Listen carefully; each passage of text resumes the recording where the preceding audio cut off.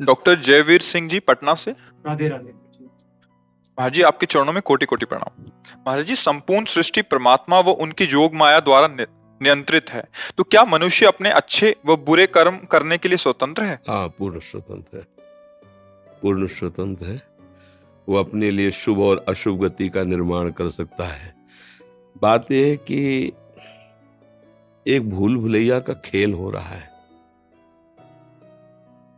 इन सब पर्दों के पीछे वही पर्दानसी छुपा हुआ है।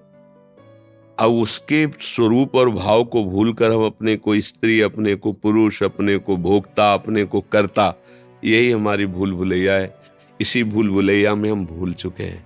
ये वस्तुतः हम ना कोई मनुष्य हैं और ना हम कोई जीव हैं, वही परमात्मा स्वरूप है। जब हम वेद के सिद्धांत को देखते ना, उपनिषद तत्वदर्शी महापुरुषों ने जो देखा है, एकोहम बहुश्यामा, ये प्रसिद्ध बात है।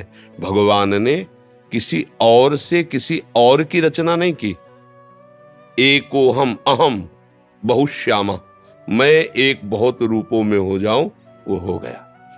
अब खेल रच दिया गया। थोड़ी देर के लिए आंख में पट्टी बांध दी गई अज्ञान की। अब वो भूल गया, आंख खोला तो देखा मैं स्त्री हूं।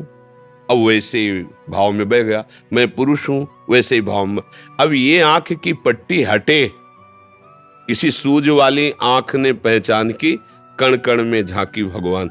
ये जब आंख की पट्टी हटे तो सही माने आप और आप,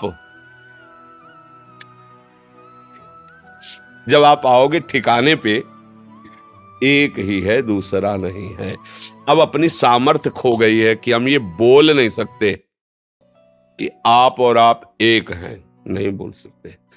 इतनी सामर्थ्य खत्म हो चुकी है, भोगों में इतना भ्रमित हो चुके हैं कि हम अपने को नीच, विषयी, मनुष्य, कर्ता, भोक्ता मानकर बह गए।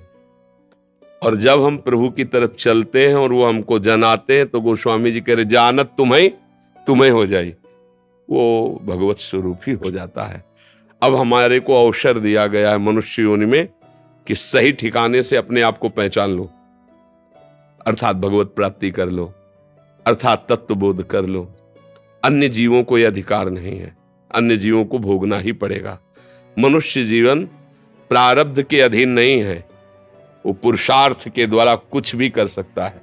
पुरुषार्थ के द्वारा भूत प्रेत बन सकते हो, पुरुषार्थ के द्वारा घोर हिंसा करके नरक जा सकते हो, पुरुषार्थ के द्वारा जितेंद्री बन करके अन्य तप आदि लोकों को जा सकते हो, पुरुषार्थ के द्वारा भगवान से प्रेम करके भगवान बन सकते हो, भगवत स्वरूप हो सकते हो, भगवत भावों को प्राप्त हो सकते हो। चाहे भगवान के दास बनो, सखा बनो, गोपी बनो, सहचरी, कितना आनंद का मार्ग है। और अगर एक ही भाव से आराधना करो तो भगवत स्वरूप होकर भगवान में लीन हो जाओ। जो चाहे कर सकता है, बहुत बढ़िया अवसर है। हम प्रारब्ध के अधीन नहीं, प्रारब्ध आएगा, आता है। जैसे मनो, हम चाहते हैं कि अगर हमें अनुकूल वातावरण मिले, शरीर स्वस्थ मिले, तो हम भजन कर लें। अब प्रारब्ध ने भारी प्रतिकूल वातावरण किया और शरीर अस्वस्थ कर दिया, ये प्रारब्ध का खेल है। लेकिन हमारी जो चाह है उसे नहीं रोक पाएगा।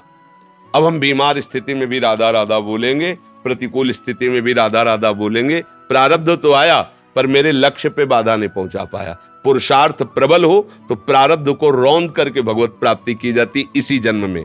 यही है मनुष्य शरीर की सार्थकता। और प्रारब्ध लेकर बैठा रहे तब तो पशु में और मनुष्य शरीर में फिर अंतर क्या रह गया? समझ पाए आप?